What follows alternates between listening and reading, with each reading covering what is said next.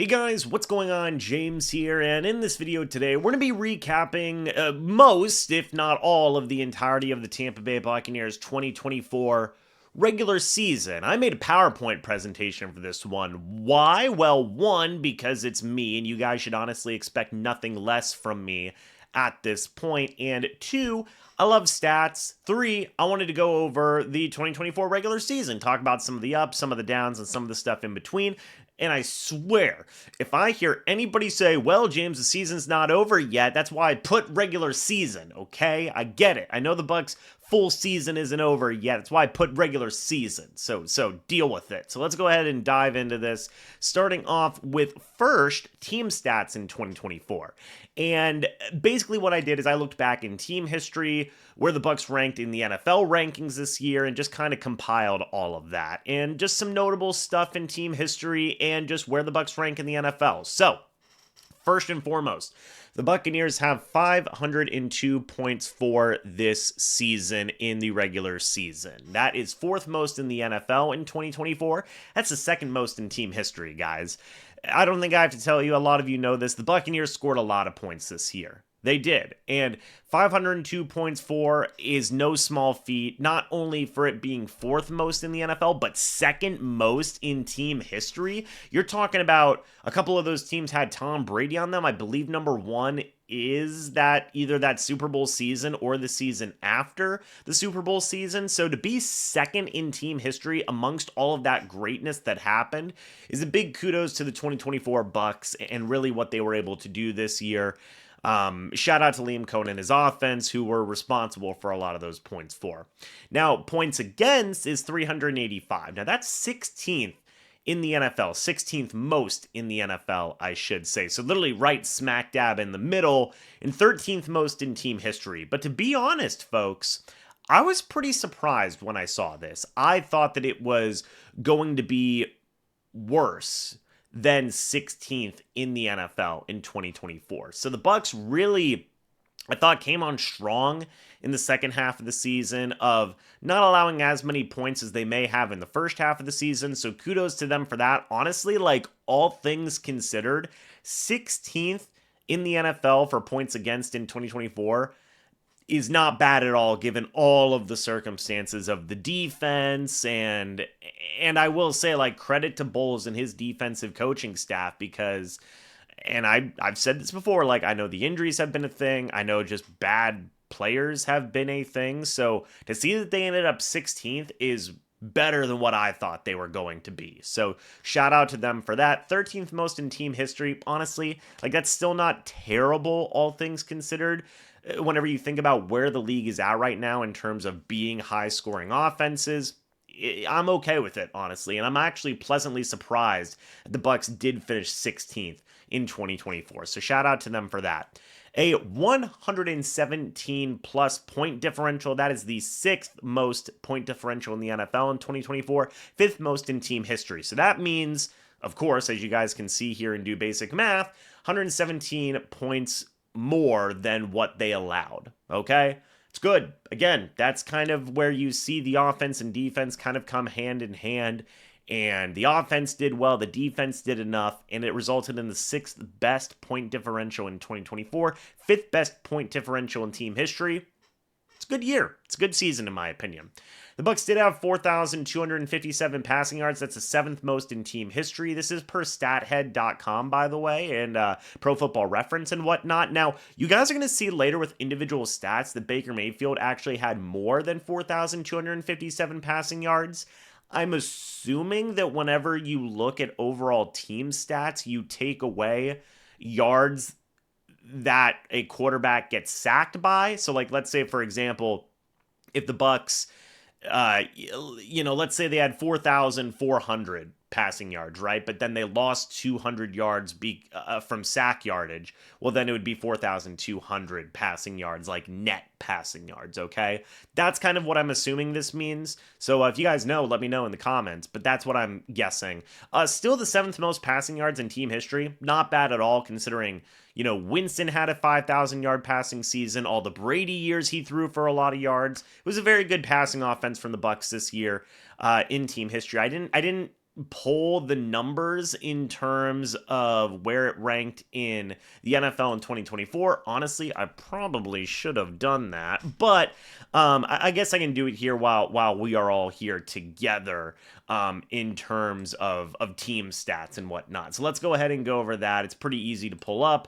It is the third most in the NFL in 2024. So there you go. Third most in the NFL in 2024, seventh most in team history. In terms of rushing yards, 2,536 rushing yards. That was fourth most in the NFL in 2024. That is first in team history. Who would have thought that the Bucs would have had the best rushing offense in team history in 2024? I mean, what a pleasant surprise to see there. Really speaks to the greatness of not just this offense, but the offensive line, the running back position. We'll dive more into Bucky Irving and his stats a little bit later on in this as well. But like, it's not just Bucky Irving. Rachaad White had a hand in this. Sean Tucker had a hand in this. Baker Mayfield had a hand in this, all resulting in the best rushing offense in team history. So congratulations to the 2024 Bucs offense for that.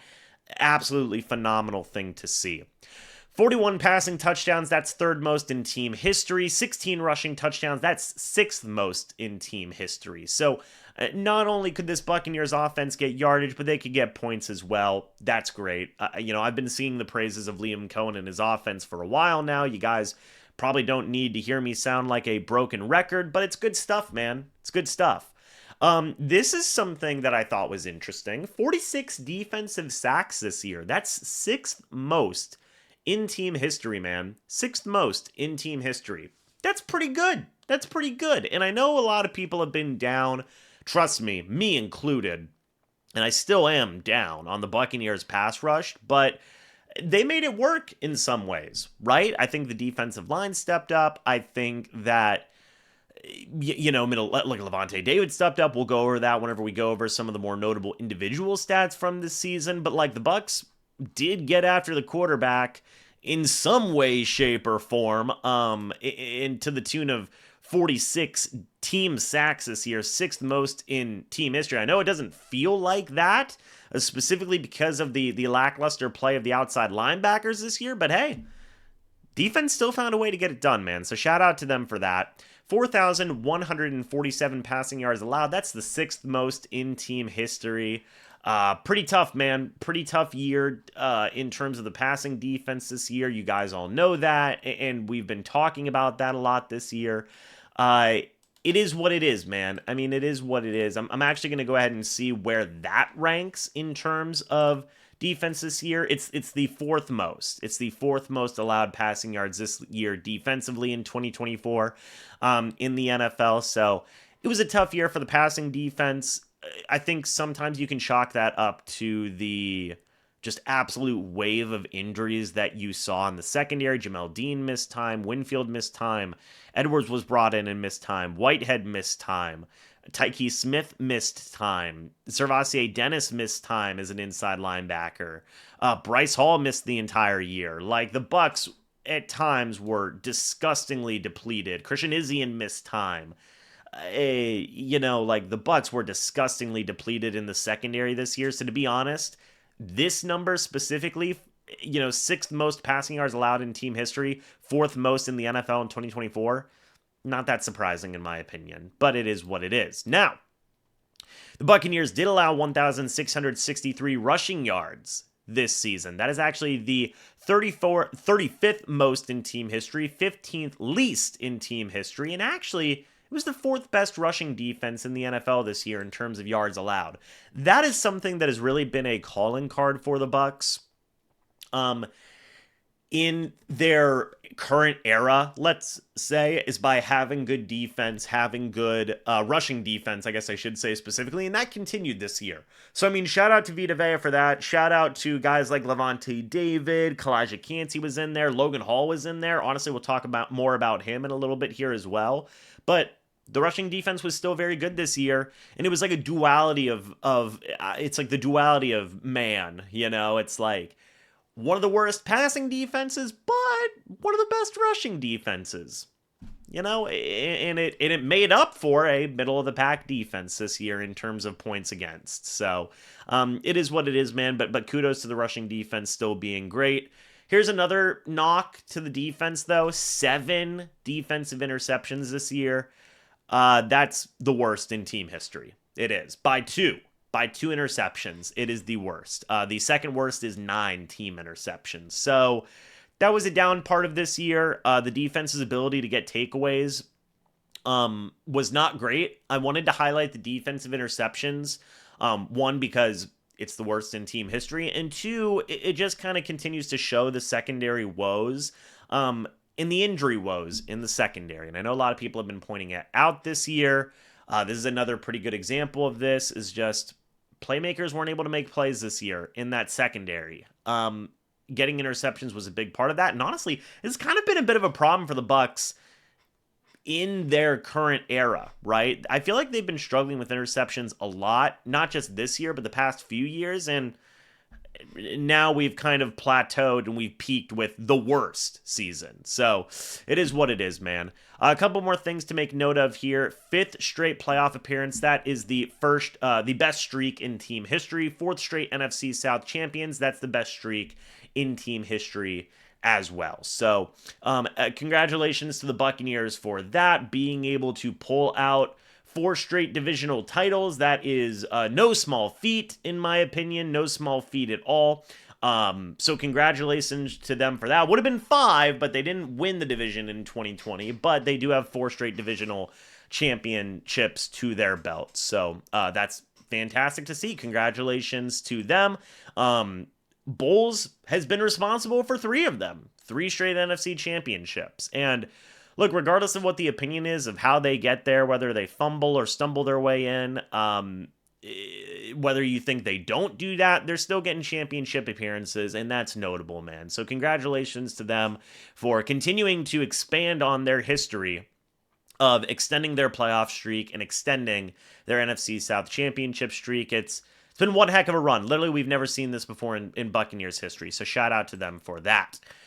Now we can kind of dive into individual statistics. Now, you guys will see here I'm talking about career highs in certain things. I'm not going to go over every single player on the offense that had like a career high or something like that, because we would be here for 20 hours. But I did want to go over some of the major players on offense, defense, and special teams this year for the Bucs and talk about some of their good individual seasons. And we, of course, got to start off with quarterback Baker Mayfield. 407 completions this year and 570 passing attempts. Both are career highs. He did also have a career high in completion percentage as well, which I believe was 70-something percent, I believe. Let me go ahead and check real quick. It was 71.4%, which was a career high for Baker Mayfield as well. 4,500 passing yards this year, right on the nose. That is a career high. That is 3rd in the NFL. That is 5th most in a season in team history. I forgot the TH after the 5. Forgive me. But 5th most in a season in team history.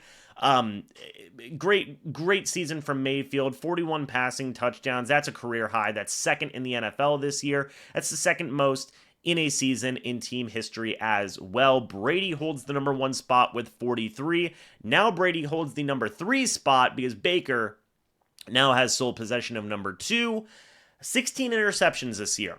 That was 1st in the NFL. Baker did lead the league in interceptions. However, that's only the 17th most in team history, which, one, goes to show how freaking bad quarterback play we have had in Buccaneers history, but also I think puts a little bit more context into it of, hey, 16 interceptions is not great, but it could certainly be worse.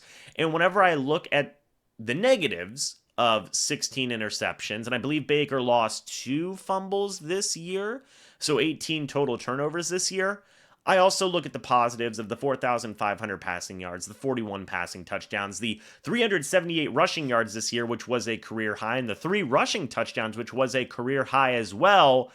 And it's a fun thing to see, right? I believe actually Mayfield has the most total touchdowns by Buccaneers quarterback in franchise history. So it was a career year for Baker. It was an absolute banner year, and the good heavily outweighed the bad in my opinion. So congratulations to Baker Mayfield on a fantastic regular season. Hope he makes the Pro Bowl. Fingers crossed that he can. Now we get into Bucky Irving, which I know a lot of people are going to be excited to talk about. This one, 1,122 rushing yards this year. That was 10th in the NFL in 2024.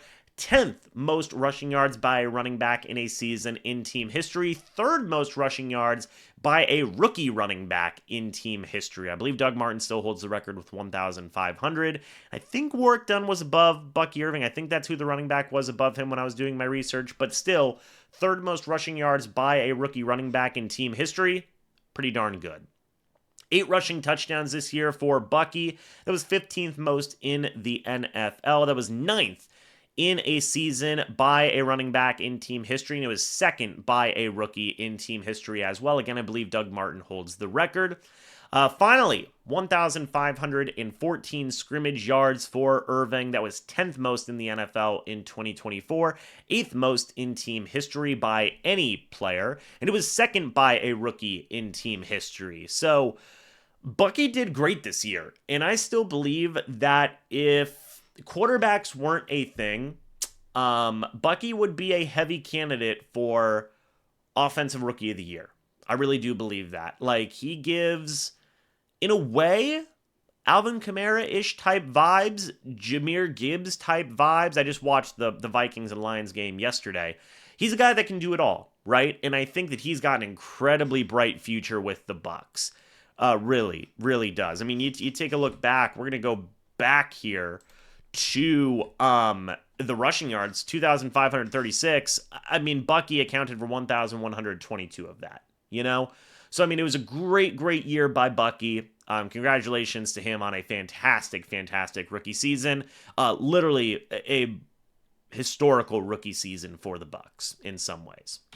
Moving on to Mike Evans. We're not going to take a look at individual statistics for Mike here. We're going to be taking more of a look at career statistics and where he ranks in NFL history now. Of course, Mike did tie the record for most consecutive 1,000 receiving yard seasons. Jerry Rice is the co-record holder, and 11 is the record. Jerry Rice, literally the greatest wide receiver of all time. Mike Evans now has tied a record with him. That's kind of insane to think about. Mike Evans is going to be a first ballot Hall of Famer, but looking at the career statistics here, 12,684 receiving yards. That's 24th in NFL history right now, folks. 105 career receiving touchdowns. That is 9th in NFL history in a career. 836 career receptions. That is 35th in NFL history. The legend of Mike Evans continues, man. How high will Evans go? I don't know. We're going to have to wait and see, but I can guarantee you this. We're never going to see another player like Mike Evans ever again. We're not. We are just not. We are not. And I pray and hope that the Buccaneers can find somebody that is even half as good as Mike Evans once he is done, because he's that freaking good, man. But congrats to Mike Evans, continuing to make NFL history. You know him. You love him. Big Dog Mike doing Big Dog Mike things. Jalen McMillan had 8 receiving touchdowns this year. That's third most by a rookie in team history. Congrats to McMillan for that. I've talked about that before. Just did a really good job, man. Came on strong. I believe he had 5 straight games with the receiving touchdown. I believe that's most by a rookie in team history. So McMillan came on very strong. I think he's got a very bright future with the Bucs here going forward. I do want to highlight Cade Otton. I know he missed pretty much the last month of the regular season, but he did have career highs in targets with 87, receptions with 59, receiving yards with 600, and tied his career high with receiving touchdowns with 4. Good year for Cade Otton, man. I mean, look, everybody ate in this offense, right? Everybody ate in this offense this year. Cade Otton was also a recipient to that. Jalen McMillan was as well. Mike Evans, Bucky Irving, Baker Mayfield, as you guys see back here. It was a fantastic year for this offense, and everybody looked good in this season offensively for the most part. So congrats to them for that. Tristan Wirfs made a 2024 Pro Bowl. It's the 4th Pro Bowl of his career. I mean, honestly, dude, this guy's going to be a Hall of Famer as well, in my opinion. Wirfs just continues to add up accolades and whatnot, and he's a beast, and we all know it. Now we're going to move over to the defensive side of the ball. We've got a couple of slides for the defense as well, a couple of individual stats of note, and there were some guys who had some good years, man, for the Bucs this year. Firstly, we're going to start off on the defensive line with Vita Vea. 7 sacks this year. That was a career high, second on the team in 2024. 42 combined tackles this year, second in his career. 27 solo tackles, that was second in his career so far. 10 tackles for loss, that was a career high. 13 quarterback hits, that was a career high. 2024 Pro Bowl, that was the second of his career. Congratulations to Vita Vea for being another Pro Bowl recipient. So this is kind of where I'm talking about whenever you look at the 46 defensive sacks this year. Well, 7 of them came from Vita Vea. Moving on to the next guy on our list. By the way, Vita Vea had a fantastic year this year. As you guys can see, in most ways a career year, if not second best year of his career. So kudos to Bowles. Kudos to like Casey Rogers as well. Defensive line coach, I believe, in there as well for coaching Vita Vea to having such a strong year. Kudos to Bowles and his defensive coaching staff as well for having Vita Vea have such a strong year. Kalijah Kancey also stepped up massively this year. Again, kudos to Bowles, Casey Rogers, and the coaching staff. 7.5 sacks, that's a career high. That was first on the team in 2024. 28 combined tackles, career high. 22 solo tackles, career high. 11 tackles for loss, career high, and second on the team in 2024. 17 quarterback hits, career high, and second on the team in 2024. I believe Yaya Diaby held the most tackles for loss on the defensive side of the ball this year. He did with 13, and he had 20 quarterback hits. I don't have Yaya in the individual statistics here, but shout out to Yaya Diaby. He led the team in tackles for loss with 13 and quarterback hits with 20.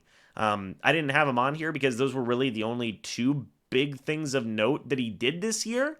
He did have 4.5 sacks this year, which was 5th on the team, but shout out to Diaby for the tackles for loss and the quarterback hits. But again, I'm looking at Casey Rogers, I'm looking at this defensive staff, and I'm going, hey, not only did you coach Vita Vea to basically a career year, Kalijah Kancey, same thing. And the defensive line stepped up huge this year, guys. I mean, you look, 14.5 sacks literally came from just Vita Vea and Kalijah Kancey alone. There's one more guy on that defensive line we're going to be shouting out here in a moment as well. But both those guys had phenomenal years. I think that the Bucs defensive line's in good hands going forward. I want to talk about Lavonte David real quick. Now, in terms of career statistics, this was honestly one of the more down years for Lavonte David. I'm not even going to lie. But he still was first on the team in total tackles this year with 122. Still first on the team this year in solo tackles with 76. Second most sacks in his career with 5.5, and third on the team in sacks in 2024. So again, 20 sacks between these 3 players right here. Vita Vea, Kalijah Kancey, and Lavonte David. I feel like those 3 really stepped up this year to help out this defense in a big, big way. So shout out to those 3. And finally, the last guy on that defensive line, Logan Hall. And I know not a lot of people are fans of Logan Hall, but hear me out, okay? Logan Hall's kind of won me over a little bit this year. 5.5 sacks this year. That's a career high. That's third on the team in 2024. Guys, we're looking at 20 sacks. 20 sacks out of the Buccaneers' 46 this year. 20 of those sacks came from your 3 starting defensive linemen in Vita Vea, in Kalijah Kancey, and in Logan Hall. And keep in mind, Logan Hall and Kalijah Kancey both missed time this year. Both of them did. Logan Hall played in 16 games, only started 10. Kalijah Kancey only played and started in 12 games this year. So, I mean, like, those 3 defensive linemen stepped up. They did. I mean, to get 20 of your 46 sacks as a team coming from your 3 defensive linemen, kudos to all 3 of those guys. Again, I'm pointing back to Casey Rogers, man. He coached up a heck of a group this year, and they really did do a lot to help carry this defense. These 3 individuals. Vita Vea, Kalijah Kancey, and heck, even a little bit of Logan Hall in there as well. 28 combined tackles, that was a career high. 17 solo tackles, that was a career high. 6 tackles for loss, career high and 5th most on the team in 2024. 10 quarterback hits, career high and 5th most on the team in 2024 as well. Congratulations to the defensive line, Vita Vea, Kalijah Kancey, and Logan Hall. 3 starters who all 3 really had career years, and that's a good thing. That's a good thing, and they were a big part of why the defense had so much success this year. Yes, in terms of getting after the quarterback, but also in the rushing game as well. I mean, look, 21 tackles for loss combined between Vita Vea and Kalijah Kancey. Then you add another 6. That's 27 tackles for loss by these 3 guys on the D-line, man. It's good work. It's good work. So shout out to them. Shout out to Casey Rogers. The D-line did very good this year. I believe, this is the last defensive player. It's Zion McCollum. To be honest, guys, not a lot of things of note from the secondary this year, but McCollum did some work. He did. 17 passes defended this year. That was 3rd in the NFL in terms of passes defended. That was a career high, and it was 1st on the team in 2024. 82 combined tackles. That means he was getting targeted a lot. That was a career high. That was 2nd on the team in 2024. 55 solo tackles. That was a career high and 2nd on the team in 2024. 2 interceptions, career high, and it was 1st on the team in 2024. So, I mean, that also goes to show that guys, look, this was not a great year for the Bucs secondary. It was not. I mean, they were hurt. They were targeted a ton. It was a rough go. Okay, it was. Now, I do want to say, when targeted this year, Zion McCollum did allow a 57.7 completion percentage. That was best on the team with guys targeted more than, let's say, 30 times, let's even say 20 times, targeted more than 20 times. That was the best. And Zion McCollum allowed a passer rating of 87.6 when targeted, which out of all the guys of the secondary who played double-digit games this year, that was 2nd behind Christian Izien. Christian Izien actually allowed a 73 passer rating when targeted. So, Zion McCollum stepped up. Shout out Christian Izien as well. But yeah, it was not a great year for the Bucs secondary. A lot of rotating guys, a lot of injuries. But I think McCollum still did some decent stuff this year, in my opinion. Finally, folks, we're going to end this off with Chase McLaughlin. Chase McLaughlin had 32 field goals attempted this year. That's the 2nd most in his career.